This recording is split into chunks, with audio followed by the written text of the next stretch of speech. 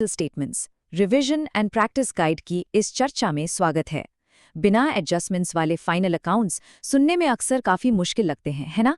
लेकिन इस एक्सप्लेनेटर में बेसिक कॉन्सेप्ट से लेकर टाइम बचाने वाली बेहतरीन एग्जाम टेक्निक्स तक सब कुछ कवर किया जाएगा। तो चलिए बिना देरी किए शुरू करते हैं और देखते हैं कि इन वित्तीय विवरणों में असल में महारत कैसे हासिल की जाती है। सबसे पहला और सबसे बड़ा सवाल, बिजनेस की बैलेंस शीट अक्सर पहली बार में मैच क्यों नहीं होती? ये अकाउंट्स की दुनिया की सबसे बड़ी पहेली मानी जाती है। सारी एंट्रीज कर ली, बहुत ध्यान रखा, फिर भी आखिर में टोटल मैच नहीं करता और सारी मेहनत बेकार लगने लगती है। आखिर ऐसा क्यों? क्या ये सिर्फ कैलकुलेशन की गलती है या फिर इसे बनाने के तरीके में ही कोई बुनियादी खामी है? इसका असली समाधान कोई जादू नहीं है, बल्कि एक बहुत ही सख्त स्टेप बाय स्टेप और क्रमानुसार वर्कफ्लो है।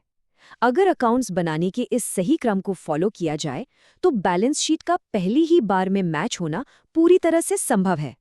आइए देखते हैं कि ये तरीका कैसे काम करता है। आज के इस विश्लेषण में एक लॉजिकल फ्लो को फॉलो किया जाएगा। शुरुआत होगी वित्तीय विवरणों के बेसिक परिचय से, उसके बाद ट्रेडिंग अकाउंट, फिर प्रॉफिट एंड लॉस अकाउंट और अंत में बैलेंस शीट के स्ट्रक्चर को समझेंगे। और हाँ, सबसे आखिर में परीक्षा में काम आने वाली उन रणनीतियों पर बात होगी जो स्पीड और एक्यूरेसी दोनों बढ़ा देती हैं। तो चलिए पहले सेक्शन से शुरुआत करते हैं। एक बुनियादी सवाल, ये फाइनल अकाउंट्स आखिर बनाए ही क्यों जाते हैं? इनका मुख्य मकसद क्या है? देखिए, पूरे साल बिजनेस चलाने के बाद दो मुख्य चीजें जाननी होती हैं। पहला है फाइनेंशियल परफॉर्मेंस, यानी पूरे साल में कितना प्रॉफिट कमाया गया। इसे इनकम स्टेटमेंट्स जैसे ट्रेडिंग और पीएनएल अकाउंट के जरिए ट्रैक करते हैं। और दूसरा है फाइनेंशियल पोजीशन, यानी साल के आखिर में बिजनेस के पास कितने एसेट्स बचे हैं और कितना कर्ज या लायबिलिटीज चुकानी बाकी हैं। इसे हम बैलेंस शीट से मापते हैं। बिल्कुल साफ है ना? अब आगे बढ़ते हैं दूसरे सेक्शन की तरफ, ट्रेडिंग अकाउंट और ग्रॉस प्रॉफिट। इसे समझने के लिए अपने दिमाग में एक फैक्ट्री फ्लोर की तस्वीर लाइए। ट्रेडिंग अकाउंट बिल्कुल उस फैक्ट्री फ्लोर जैसा ही है। ये वो अकाउंट है जहां नेट सेल्स में से नेट परचेज और डायरेक्ट एक्सपेंसेस को घटाकर बिजनेस का ग्रॉस प्रॉफिट निकाला जाता है। आसान शब्दों में कहें तो सामान को बनाने या खरीदने में जितना खर्च लगा और वो जितने में बिका, बस उनके बीच का ये सीधा मुनाफा है। यहाँ ध्यान देने वाली बात यह है कि ट्रेडिंग अकाउंट में सिर्फ डायरेक्ट एक्सपेंसेस ही आते हैं। इन्हें पहचानने का एक बहुत ही आसान तरीका है। बस इन 4 कैटेगरीज को याद कर लीजिए। पहला, कोई भी खर्चा जिसके आगे फैक्ट्री लिखा हो। दूसरा, कोई भी इनवर्ड खर्चा जैसे कैरेज इनवर्ड। तीसरा, परचेज से जुड़े खर्चे जैसे वेजेस। और चौथा, प्रोडक्शन से जुड़ा कोई भी खर्चा। बस यही 4 चीजें इस अकाउंट में जाएंगी। अब आते हैं क्लोजिंग स्टॉक पर। इसे हमेशा ट्रेडिंग अकाउंट के क्रेडिट साइड में लिखा जाता है और यहाँ प्रूडेंस कॉन्सेप्ट का एक बहुत ही सख्त नियम लागू होता है। वो क्या है? क्लोजिंग स्टॉक को हमेशा उसकी कॉस्ट यानी खरीद मूल्य या उसकी एनआरवी यानी बाजार की कीमत, दोनों में से जो भी कम हो उसी पर रिकॉर्ड किया जाता है। हम अपने मुनाफे को पहले से बड़ा चढ़ाकर नहीं दिखा सकते, इसलिए हमेशा कम वैल्यू को ही चुना जाता है। तीसरा सेक्शन है प्रॉफिट एंड लॉस अकाउंट। अगर ट्रेडिंग अकाउंट फैक्ट्री फ्लोर था तो ये P&L अकाउंट बिजनेस का बैक ऑफिस है। फैक्ट्री फ्लोर से बाहर निकलते ही वो जो ग्रॉस प्रॉफिट ट्रेडिंग अकाउंट में निकाला था ना, वो सीधा इस बैक ऑफिस में आ जाता है। ये P&L अकाउंट के लिए शुरुआती इनपुट बन जाता है और इसे क्रेडिट साइड में ट्रांसफर करके आगे की कैलकुलेशन शुरू की जाती है। तो ये जो P&L का टी शेप फॉर्मेट होता है, इसके डेबिट साइड में फैक्ट्री के बाहर के सारे इनडायरेक्ट एक्सपेंसेस आते हैं, जैसे ऑफिस की सैलरी, रेंट, बिजली का बिल और एडवर्टाइजिंग। और क्रेडिट साइड में आती हैं इनडायरेक्ट इनकम जैसे डिस्काउंट रिसीव्ड या कमीशन। ग्रॉस प्रॉफिट में इन इनडायरेक्ट इनकम को जोड़कर जब इनडायरेक्ट एक्सपेंसेस को घटाया जाता है, तब जाकर मिलता है बिजनेस का असली नेट प्रॉफिट।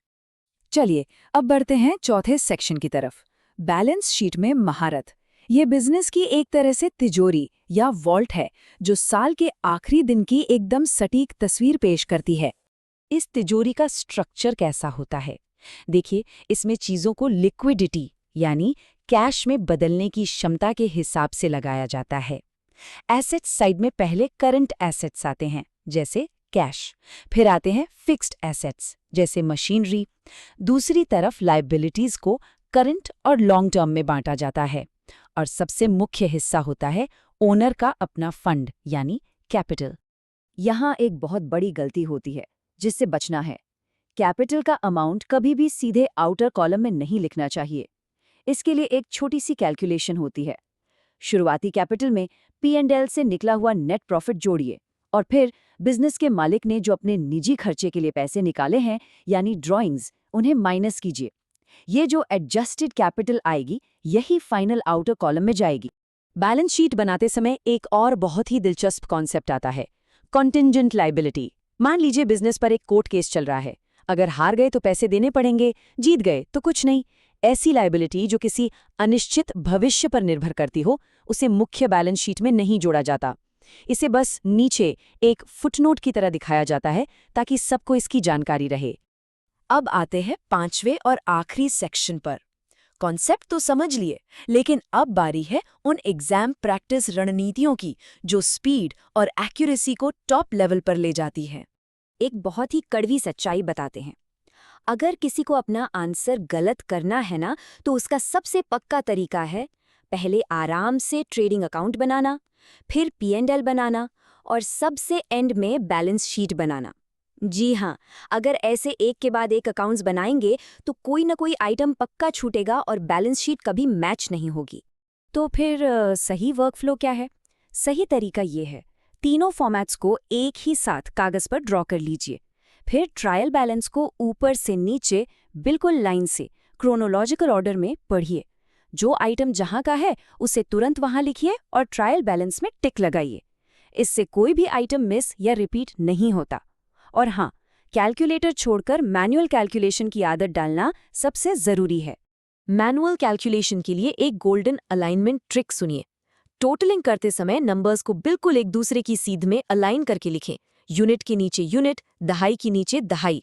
इस छोटी सी आदत से एग्जाम में कैलकुलेशन मिस्टेक के चांसेस लगभग 0 हो जाते हैं और बहुत सारा समय और स्ट्रेस बचता है। तो आज बिना एडजस्टमेंट्स वाले फाइनल अकाउंट्स के बेसिक्स को काफ़ी अच्छी तरह समझ लिया गया है।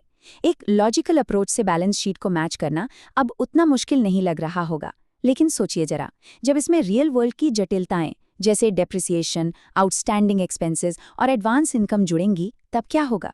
तब ये बुनियादी नियम कैसे बदलेंगे? ये अपने आप में एक बहुत ही रोमांचक सवाल है जो हमें अकाउंटिंग के अगले लेवल की ओर ले जाता है। इस एक्सप्लेनर में जुड़ने के लिए बहुत शुक्रिया।